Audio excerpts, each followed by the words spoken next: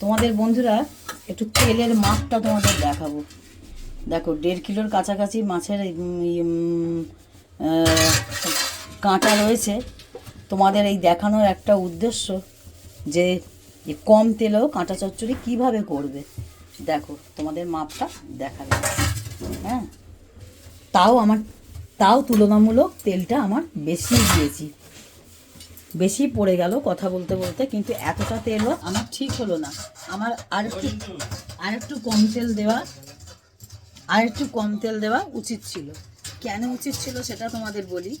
কাঁটার সাথে মাছের তেল থাকে, কাঁটার সঙ্গে যেহেতু মাছের তেল থাকে সেহেতু তেলটা কম দিলে চলে যায়, তাই তো। আর তেলের প্রয়োজন পড়ে না, জলেরও প্রয়োজন পড়ে না। এইটা তোমাদের একটা টিপস দিয়ে রাখলাম। সবসময় জানবে ভেটকি মাছের কাঁটার সাথে কিন্তু অবশ্যই কিন্তু তোমরা মাছের তেল পাবেই। মাছের তেলটা যখন তোমরা পাবে তখন কি করবে বলো তো, ম্যাক্সিমাম টাইমই থাকে যে গায়ে যে তেলটা থাকে সেই তেলের জন্য যদি দেখো যে তেল নেই তাহলে কিন্তু তেলটা একটু মোটামুটি বুঝে দিতে হবে তোমাকে। এটা আমি বলবো না, এটা তুমি যেমন খাও তোমার টেস্ট অনুযায়ী তুমি দিতেই পারো। একদিন আধদিন খেলে খুব একটা ক্ষতি হয় না, ভালো করে যদি খেতে চাও তাতে কোনো অসুবিধা হয় না। আর যদি দেখো যে মাছের তেল আছে, যেমন আমার দেখো মাছের তেলটা কিন্তু বেশ ভালোই আছে। হ্যাঁ, একটা বেশ মিডিয়াম বাটির তেলটা কিন্তু ভালোই আছে। আমার তেলটা আরও একটু কম দিলেও চলতো, কিন্তু আমি আর তেলটা তুলবো না। কেন তুলবো না? কারণ একবার দিয়ে দিয়েছি তো, আর তুলবো না। তেলের মধ্যেই হোক, জল তো পড়বে না, ম্যানেজ হয়ে যাবে। আর আমি সবসময় তোমরা আমার রান্নায় দেখবে আমি সাদা তেলটাই ব্যবহার করি। খুব মানে পেটের জন্য খুব একটা অস্বাস্থ্যকর না, সাদা তেলটা ক্ষতিকারক না। আর তোমাদের একটা কথা বলি, আমি সর্ষের তেল খাই না। আমি কোনো জিনিসই সর্ষের তেলে রান্না করি না, ভাজাভুজি থেকে শুরু করে মাছ মাংস সর্ষের তেলের রান্না আমি খাই না, খেয়ে সহ্যও করতে পারি না পেটের লিভারের সমস্যার জন্য। সবসময় সাদা তেল খাই। তোমাদেরও একটা কথা বলবো, সর্ষের তেলটা অ্যাভয়েড করে সাদা তেলটাকেও, সাদা তেল পেটের পক্ষেও মানে ভালো, পেটের পক্ষে ক্ষতিকারক না। আর হজমও হবে তাড়াতাড়ি, গ্যাস অম্বল কম হবে। তা বলে বলছি না যে আমার গ্যাস অম্বল হয় না, সেটা কিন্তু বলবো না। গ্যাস অম্বল সবারই হয়, হ্যাঁ, কিন্তু তার মধ্যে একটু সুস্থ থাকা, আর কিছু না। দেখতে থাকো আমি কি করছি। এবারে আমার তেলটা গরম হয়ে গেছে, আমি কাঁটাগুলোকে ভাজা শুরু করে দিচ্ছি। এই দেখো কাঁটাগুলোকে আমি আস্তে আস্তে তেল, এই দেখো গরম হয়ে গেছে। একটুখানি তেলটা আমি ঘুরিয়ে নিচ্ছি। এক হাতে ভিডিও করি তো বন্ধুরা, আমার একটু অসুবিধে হয়। তোমরা 19-20 হয়ে গেলে তোমরা আমাকে একটু আমার সঙ্গে তোমরা হ্যাঁ অ্যাডজাস্ট করো। আর কী বলবো, দেখতে থাকো। এই দেখো, হ্যাঁ, এইভাবে আমি মাছটাকে সমস্ত কিছু আস্তে আস্তে দিয়ে মাছটাকে একটু তেলে দিয়ে নাড়বো। আগে একটু মাথাগুলো মানে একটু মাছটাকে ভাজা ভাজার মতন করে নেবো, তারপর সব আস্তে আস্তে দিতে থাকবো। দেখো বন্ধুরা, আশিসবাবু আমাকে একটু আলু কেটে দিচ্ছে। তোমাদের আলুটা একটুখানি তুলে একটুখানি দেখো।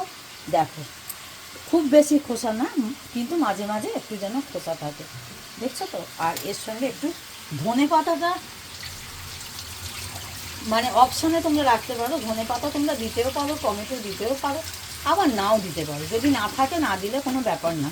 আমি তোমাদের সবসময় একটা কথা বলি, যখন যেমন তখন তেমন, যেখানে যেমন সেখানে যেমন। তোমার ঘরে নেই বলে টেনশানের কিছু নেই তো নেই, না থাকলে কোনো ব্যাপার না। নেই দেবে না, আছে দেবে। এবার তোমাদের আরেকটা জিনিস দেখো, এই দেখো মাছকে তেলের মধ্যে ভাজতে দিয়েছি, আর একটু নুন দিয়েছি, তেল ফেল সব দিয়ে দিয়েছি। জানো তো, আমি সব একসঙ্গে দিয়ে দিয়েছি। তোমাদের বারবার বললাম যে সহজ পদ্ধতিতে চটজলদি কী করে করবে তোমরা দেখে নাও। এ দেখো, কিচ্ছু তোমাদের পরিশ্রমের কোনো ব্যাপার নেই। এই যে তেলের মধ্যে এটাকে নাড়বো, নেড়ে এবারে দেখো আলু দিয়ে দেবো, পেঁয়াজ দিয়ে দেবো। আর আশিসবাবু কাটতে থাকছে, আর আমি কিন্তু এটাকে নাড়তে থাকছি। এবার আশিসবাবু তো এখন হেল্প করে দিচ্ছে আমার, কিন্তু নইলে আমি একা হাতে করলে কীভাবে করতাম তোমাদের বলছি। এটাকে আমি ভাজতে দিয়ে আমি ওখানে কাটতে চলে যেতাম। আলু কিন্তু আমি নিজেই কেটে নিতাম, পেঁয়াজও আমি নিজেই কেটে নিতাম। আগে যখন আমি একা হাতে করতাম তখন কিন্তু এইভাবে করতাম। এই দেখো মাছের তেলটাও কিন্তু গলে গিয়ে তেলের সঙ্গে মিশে যাবে। এই দেখো এটাও কিন্তু গলে যাবে। ওই জন্য এটাকে একটু আগুনের মধ্যে দিলাম। কিন্তু একা হাতেও যদি করতাম এইভাবে তেলে দিয়ে, তোমরা যারা একা হাতে করবে তাদের জন্য বললাম যে কাউকে হেল্প করতে সবসময় হবে, যদি কেউ না থাকে তখন তুমি কীভাবে করবে, এইভাবে ভাজতে দিয়ে তুমি আলু পেঁয়াজ কাটতেই পারো, কোনো অসুবিধা হবে না। আর একটা তোমাদের কথা বলি, সবসময় রান্না করে একটা কাঁচি ব্যবহার করবে। এই যে ধনে পাতাগুলো কুচকুচ করে আগে ধুয়ে নেবে, কলের মুখে ধুয়ে নেবে, ধুয়ে মাটিটাকে ছাড়িয়ে নেবে, ছাড়িয়ে দিয়ে রান্না করতে করতে কাঁচি দিয়ে এরকম একটা ছোট্ট কাঁচি রাখবে। এ দেখো আমি রাখি, হ্যাঁ। এই ধনে পাতা কিন্তু কাঁচি দিয়ে ভীষণ ভালো কাটা যায়। কুচকুচ করে একবারে তরকারির মধ্যে দিয়ে দিতে পারো, কোনো অসুবিধা হয় না। আমি তোমাদের কোনোদিনও যদি ওইভাবে করি আমি তোমাদের দেখাবো ধনে পাতা কাঁচি দিয়ে কত সুন্দর কাটা যায়। এটা তো আশিসবাবু ছুরি দিয়ে কেটেছে, তাই আশিসবাবু একটু ছুরি বঁটি এইসব দিয়ে অভ্যস্ত কাটতে, কিন্তু আমি এইগুলো দিয়ে, আমি শর্টে যেগুলো দিয়ে করা যায়, কত তাড়াতাড়ি করা যায় সেইভাবে করি। তোমাদের যখন করব আমি ওটাও তোমাদের সঙ্গে শেয়ার করবো। যাই হোক, এটা এইভাবে তোমাদের দেখতে দাঁড়িয়ে আছে। এবার আমি কি করব দেখো, আলুটা ধোয়া হয়ে গেছে তো, এইবার আলুটা এর মধ্যে দেখো দিয়ে দিলাম। এবার পেঁয়াজটা কাটা হচ্ছে, ততক্ষণ আমি কি করব, আলুটাকে একটু নাড়ব। আমি কিন্তু এর মধ্যে নুন হলুদ মাপ করে কিন্তু দিয়ে দিয়েছি, হ্যাঁ। এবার যেহেতু আমার একটা টমেটো আছে, সেহেতু আমি একটু টমেটো দিয়েই দেবো, একটা ছোটো দেখে একটা টমেটো দিয়ে দেবো। কিন্তু টমেটো না দিলে কিন্তু কিছু হয় না বন্ধুরা, জানো তো, টমেটো যদি নাও দাও তাহলে কিন্তু কিছু হবে না। এবার তোমাদের থেকে আসলাম, নুন হলুদ দিয়ে তো দিয়েছি। এই দেখো পুরোনো লোহা বিক্রি করতে এখানে এসেছে, তোমরাও শুনতে পাচ্ছ, আমি বুঝতে পারছি, কিন্তু কিছু করার নেই, সবই শুনতে থাকো। আর এটার মধ্যে মশলা কী কী দেবো, মশলা কী কী দেবো বলো তো? মশলা কিন্তু কিছুই দেবো না, এই যে নুন হলুদ দিয়েছি, আর একটু মিষ্টি দেবো, আর কাশ্মীরি লঙ্কা দেবো, ধনে পাতাটা দিয়ে দেবো, আর একটা টমেটো দিয়ে দেবো, বুঝেছো? আর কিন্তু কিছুই দেবো না, এইটা তোমাদের বললাম। আর তোমরা যারা আদা রসুন বাটা খেতে ভীষণ ভালোবাসো, তারা খেও, তাতে কোনো অসুবিধা নেই, আদা রসুন বাটা দিলে ভালোই লাগে খেতে। আর যারা একটু রিচ ভালোবাসো তা রিচ করেও করতে পারো।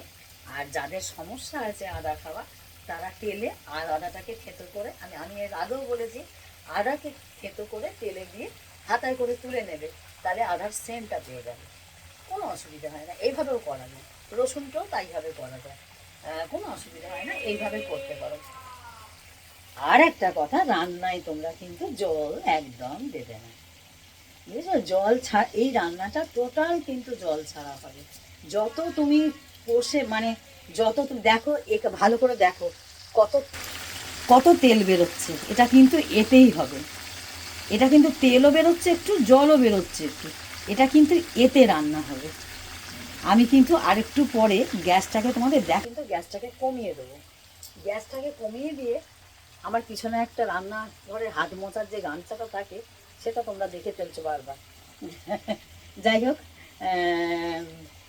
রান্না এটা একটু সিম আঁচে করবে, আলুটা সেদ্ধ হবে, কাঁটাগুলো একটু সেদ্ধ হবে, এটাকে ভালো করে মাখিয়ে সমস্ত মশলা দিয়ে মাখিয়ে একটু দমে করবে, যেটাকে দমে করা বলে, জানো তো। গ্যাসটাকে মিডিয়াম আঁচে রাখবে, আর মাঝে মাঝে এসে এসে নাড়বে, দেখবে এইভাবে রান্নাটা হয়ে যাবে।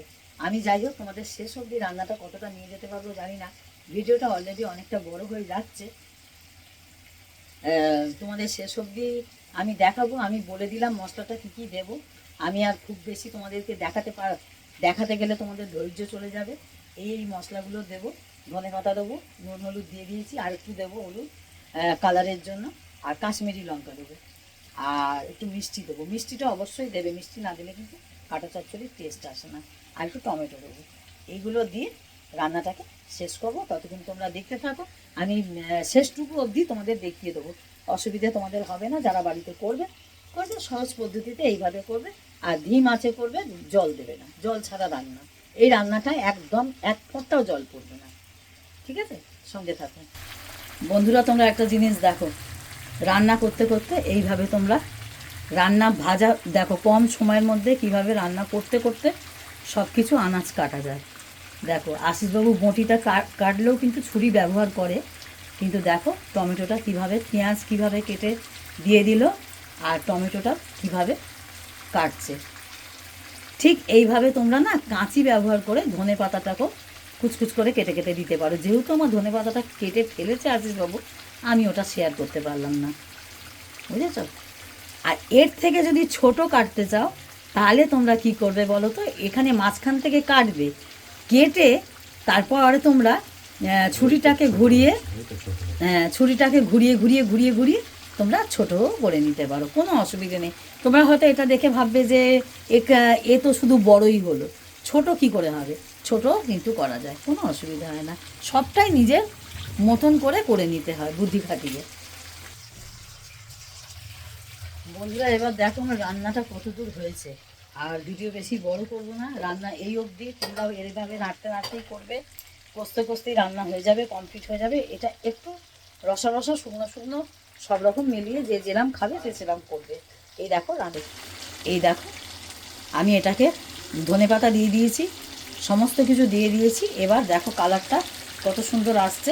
এটা যত কষা মতন হবে, যত সময় ধরে করতে পারবে। তবে হ্যাঁ, পুড়ে যেন না যায় এটা লক্ষ্য রাখবে, পুড়ে গেলে রান্নাটা খারাপ হয়ে যাবে। আর দেখো মিডিয়াম আছে, এটাকে আমি একবার হাই করছি, একবার লো করছি। লো মানে কিন্তু আবার খুব লো না, মিডিয়াম, বারবার বলছি। যখন তলাটা দেখছি একটু লেগে মতন আসছে, তখন এইভাবে একবার কমানো একবার বাড়ানো, এইভাবে দাঁড়িয়ে থেকে করবে। কেউ কিন্তু রান্না বসিয়ে দিয়ে চলে যাও না, বুঝেছো? আমি তোমাদের সবসময় একটা কথা বলি, রান্না এমন একটা জিনিস না, রান্না করতে চলে যাবে না। রান্না করা, দুধ জাল দেওয়া, এগুলো একবার যদি চোখের আড়াল হও না, তাহলে রান্না নষ্ট হয়ে যায়, রান্না পুড়ে যায়, বুঝেছো? এটা তোমাদের আমি বললাম। হ্যাঁ, যারা নতুন রান্না করো তাদেরও এটা মনে রাখবে। রান্না কোনো কাজ করতে 14 বার ওঠা বা চলে যাওয়া, তাতে কিন্তু রান্নার স্বাদ নষ্ট হয়ে যায়, রান্না পুড়ে যায়, দুধ উতলে যায়। আর এটা হবেই, এটা কেউ বন্ধ করতে পারে না, জানো তো? এটা একটা মানে ঘটনার চক্রে ঘটে যায়, রান্না পুড়ে যাবে, ডাল পুড়ে যায়। এই দেখো রান্না কিন্তু দেখো কড়াইতে কিন্তু অলরেডি লাগতে শুরু করে দিয়েছে। আমি গ্যাসটাকে লো করে দিলাম, লো করে দিয়ে এবার কিন্তু খুন্তি দিয়ে এরম করে নাড়ছি, বুঝেছো? হ্যাঁ, এবার আস্তে আস্তে আমার তেলটা অনেকটা শুকোবে, সেহেতু একটু সময় লাগবে। এই যে আমার মেয়ে চলে এসছে, হ্যাঁ, খাওয়ার সময় হয়ে এসছে, দুপুর হয়ে আসছে। হ্যাঁ, এই যে আমার নাতিবাবু চলে এসছে, খিদে পেয়েছে, তাই না? আমার নাতিবাবু চলে এসছে। সবাইকে একটু হাই বলে দাও। হাই। সবাই কেমন আছো জিজ্ঞেস করো। তুমি হাই বলে দাও। আচ্ছা বন্ধুরা, তোমরা সকলে ভালো থেকো, সুস্থ থেকো। ততক্ষণ জয় গৌর, জয় নিতাই, রাধে রাধে। তুমি তো রাধে রাধে বলো। রাধে রাধে। টাটা। সবাই ভালো থেকো, সুস্থ থেকো, রাধে রাধে।